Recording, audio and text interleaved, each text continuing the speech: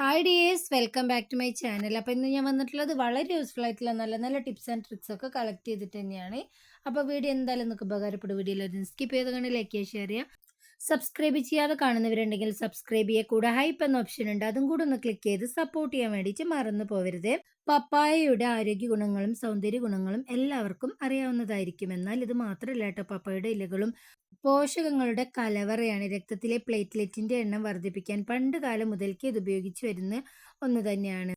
ഇതിൽ പപ്പൈൻ, ചിമോപാപ്പൈൻ തുടങ്ങിയ എൻസൈമുകൾ ധാരാളമായിട്ട് അടങ്ങിയിട്ടുണ്ട്. അതുകൊണ്ട് തന്നെ ശരീരവണ്ണം, മറ്റു ദഹന സംബന്ധമായ തകരാറുകൾ എന്നിവയ്ക്കൊക്കെ നല്ലൊരു ഫലപ്രദമായ മരുന്ന് തന്നെയാണ് കേട്ടോ. പപ്പായ ഇലകളിൽ ഉയർന്ന അളവിൽ vitamin A, C, E, K, B എന്നിവയും അടങ്ങിയിട്ടുണ്ട്. ഡെങ്കിപ്പനിയുമായി ബന്ധപ്പെട്ട ലക്ഷണങ്ങളെ ചികിത്സിക്കാൻ പപ്പായയിലെ ജ്യൂസ് സാധാരണയായിട്ട് ഉപയോഗിച്ചു വന്നിരുന്നു. പനി, ക്ഷീണം, തലവേദന, ഒക്കാനം, ചർമ്മ തിണർപ്പ്, ഛർദി എന്നിവയിൽ ഡെങ്കിപ്പനിയുടെ സാധാരണ ലക്ഷണങ്ങളാണ്. ചില കഠിനമായ കേസുകളിൽ പ്ലേറ്റ്ലെറ്റിന്റെ അളവ് കുറയാനും ഇത് കാരണമാകും. ഇത് രക്തസ്രാവത്തിനുള്ള സാധ്യത വർദ്ധിപ്പിക്കുകയും ചികിത്സയില്ലെങ്കിൽ മാരകമായി മാറുകയും ചെയ്യുന്ന ഒരു അസുഖം തന്നെയാണ്.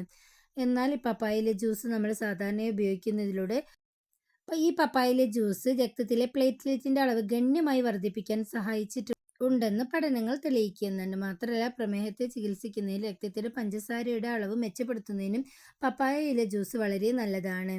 മാത്രമല്ല, ഗ്യാസ് ട്രബിൾ, അമിതവണ്ണം, നെഞ്ചെരിച്ചിൽ തുടങ്ങിയ ദഹന പ്രശ്നങ്ങളെ ലഘൂകരിക്കാനും പപ്പായയില ചായ ഉപയോഗിക്കുന്നത് വളരെ നല്ലതാണ്. പേശിവേദന, സന്ധിവേദന എന്നിവയ്ക്കും വളരെ നല്ലൊരു മരുന്ന് കൂടിയാണ് കേട്ടത്. ഞാൻ എടുത്തു വെച്ചിട്ടുള്ള പപ്പായയില ജ്യൂസിലേക്ക് കുറച്ച് ആവണക്കണ്ണയാണ് ഒഴിച്ചു കൊടുത്തിട്ടുള്ളത്. എന്നിട്ട് ഇതുപോലെ നന്നായിട്ടൊന്ന് മിക്സ് ആക്കിയതിനു ശേഷം നമ്മൾ തലയിൽ അപ്ലൈ ചെയ്ത് വരികയാണെങ്കിൽ മുടിയുടെ വളർച്ചയ്ക്കും അതുപോലെ തന്നെ ആരോഗ്യത്തിനും വളരെ നല്ലതാണ്. ശരീരത്തിൽ ഉയർന്ന അളവിലുള്ള ഓക്സിഡേറ്റീവ് സമ്മർദ്ദം മുടി കൊഴിച്ചിലിന് കാരണമാകുമെന്ന് പഠനങ്ങൾ സൂചിപ്പിച്ചിട്ടുണ്ട്. അതിനാൽ ആന്റി ഓക്സിഡന്റ് അടങ്ങിയ ഭക്ഷണം കഴിക്കുന്നത് ഓക്സിഡേറ്റീവ് സമ്മർദ്ദം ലഘൂകരിക്കാനും മുടിയുടെ വളർച്ച മെച്ചപ്പെടുത്താനും സഹായിക്കുന്നുണ്ട്.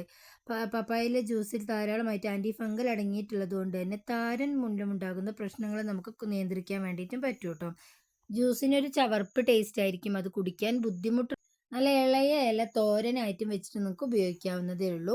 നെക്സ്റ്റ് ടിപ്പിന് വേണ്ടിയിട്ട് ഞാനിവിടെ കുറച്ച് പപ്പായയിൽ എടുത്തിട്ട് ചെറുതായിട്ടൊന്ന് ക്രഷ് ചെയ്തിട്ട് വെള്ളത്തിലേക്ക് ഇട്ട് കൊടുക്കുന്നുണ്ട്. എന്നിട്ട് 2-3 പീസ് നാരങ്ങയുടെ തോലിട്ട് കൊടുത്തിട്ടുണ്ട്. ഫ്രഷ് ആയിട്ടുള്ള ഒന്നും കൂടെ ഇട്ട് കൊടുത്തിട്ടുണ്ട് കേട്ടോ. എന്നിട്ട് അടുപ്പിൽ വെച്ചിട്ട് നമുക്ക് നന്നായിട്ട് ഇതൊന്ന് തിളപ്പിച്ചെടുക്കാം. പപ്പായ നല്ലൊരു ക്ലീനിങ് ഏജൻ്റ് ആണെന്ന് എല്ലാവർക്കും അറിയാലോ. നമ്മൾ ഹൈ ഫ്ലെയിമിൽ ഇട്ടിട്ട് ഇത് ചെയ്തെടുക്കരുത്. ഒരു മീഡിയം ഫ്ലെയിമിൽ ഇട്ടിട്ട് നമുക്ക് ഇതുപോലെ നന്നായിട്ടൊന്ന് മിക്സ് ആക്കി കൊടുക്കാം. ഇതിൻ്റെ ആ എസൻസ് ഒക്കെ വെള്ളത്തിലേക്ക് ഇറങ്ങി വരുന്നത് വരെ മീഡിയം ഫ്ലെയിമിലിട്ടിട്ട് നമുക്ക് നന്നായിട്ടൊന്ന് തിളപ്പിച്ചെടുക്കാം.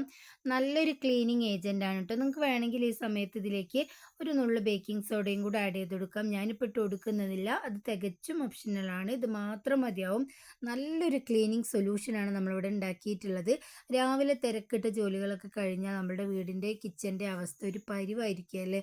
എന്നാൽ വളരെ എളുപ്പത്തിൽ യാതൊരു ബുദ്ധിമുട്ടോ സോപ്പോ ലിക്വിഡോ ഒന്നും തന്നെ ഇല്ലാതെ നമുക്ക് ഒട്ടും എണ്ണമയമില്ലാതെ ഗ്യാസ് സ്റ്റോപ്പും എല്ലാം ക്ലീൻ ചെയ്തെടുക്കാൻ പറ്റിയ നല്ലൊരു കിട്ടിലൊരു സൊല്യൂഷൻ തന്നെയാണ് കേട്ടത്.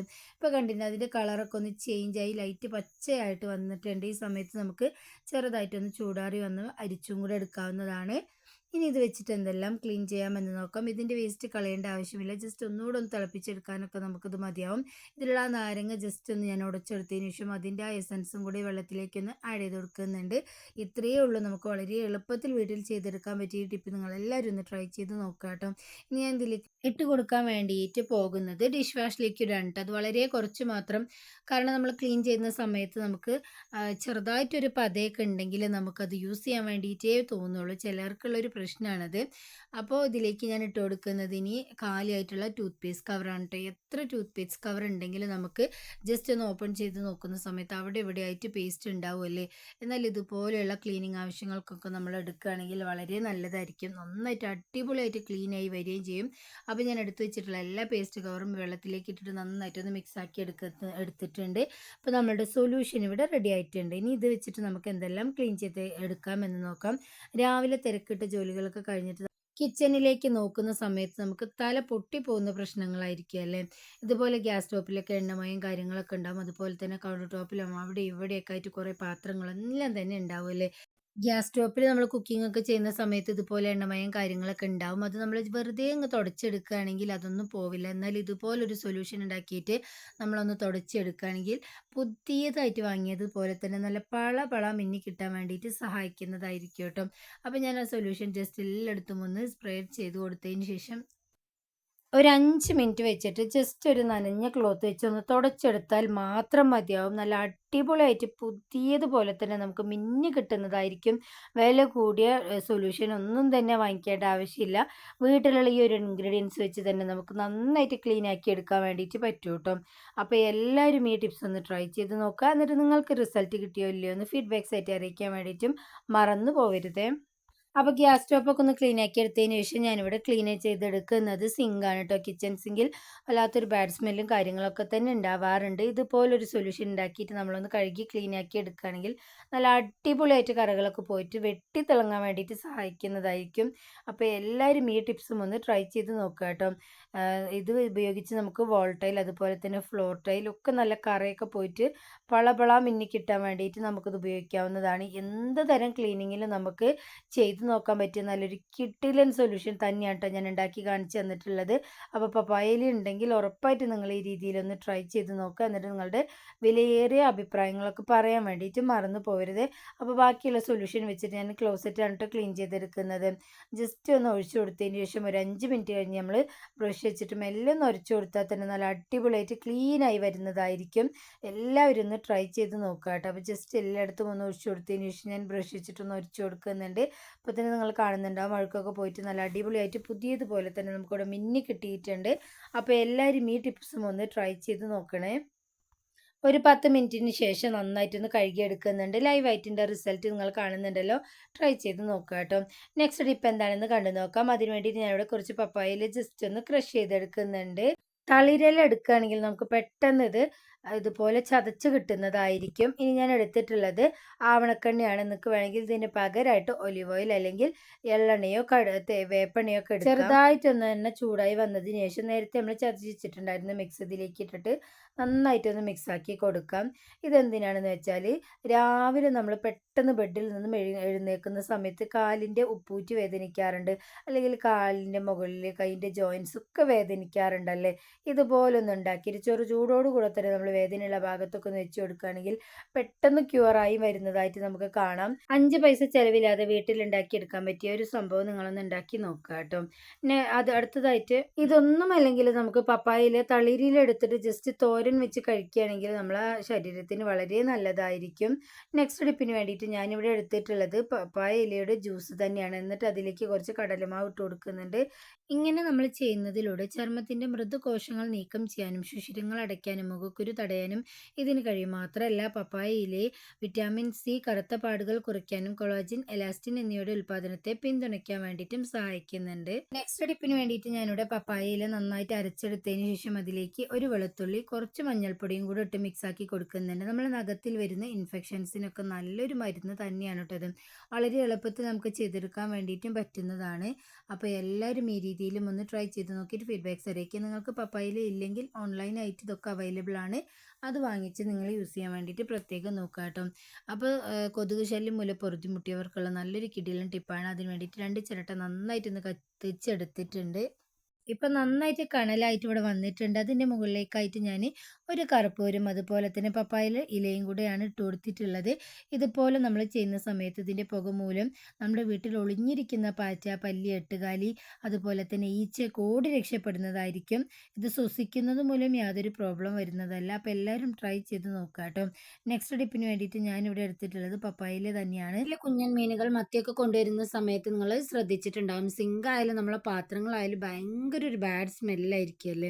എന്നാൽ വളരെ എളുപ്പത്തിൽ ആ സ്മെല്ല് പോകാൻ വേണ്ടിയിട്ട് ഇതുപോലെ പപ്പായയിൽ കയ്യിൽ വെച്ചിട്ടൊന്ന് ഞെരടിയതിന് ശേഷം പാത്രവും സിങ്കും അതുപോലെ തന്നെ നമ്മളെ കൈയൊക്കെ ഒന്ന് കഴുകി എടുക്കുകയാണെങ്കിൽ പെട്ടെന്ന് ആ ബാഡ് സ്മെല്ലൊക്കെ പോയിട്ട് നന്നായിട്ട് നമുക്ക് ക്ലീൻ ആയി കിട്ടുന്നതായിരിക്കും. എല്ലാവരും ഒന്ന് ട്രൈ ചെയ്ത് നോക്കുക കേട്ടോ. പപ്പായ നമ്മൾ ഫ്രഷ് ആയിട്ട് പറിച്ചെടുക്കുന്ന സമയത്ത് അതിലുള്ള പാലുണ്ടല്ലോ, നമ്മൾ കാലിലൊക്കെ ജസ്റ്റ് ഒന്ന് ഒറ്റിച്ചു കൊടുക്കുകയാണെങ്കിൽ പുഴുക്കടി അതുപോലെ തന്നെ നഖത്തിലുണ്ടാകുന്ന ഇൻഫെക്ഷൻസ് ഒക്കെ നമുക്ക് കുറയ്ക്കാൻ വേണ്ടിയിട്ട് പറ്റും. മാത്രമല്ല ആ പാല് ജസ്റ്റ് ഒന്ന് പപ്പടത്തിൽ മുടിയിൽ നന്നായിട്ടൊന്ന് തേച്ച് കൊടുത്ത് ചുട്ട് നമ്മൾ കഴിക്കുകയാണെങ്കിൽ കൃമിശല്യം മൂലം ബുദ്ധിമുട്ടുന്നവർക്കുള്ള നല്ലൊരു കിട്ടിലെ നാച്ചുറൽ റെമഡി കൂടെ തന്നെയാണ് കേട്ടോ. എല്ലാവരും ഒന്ന് ട്രൈ ചെയ്ത് നോക്കണേ.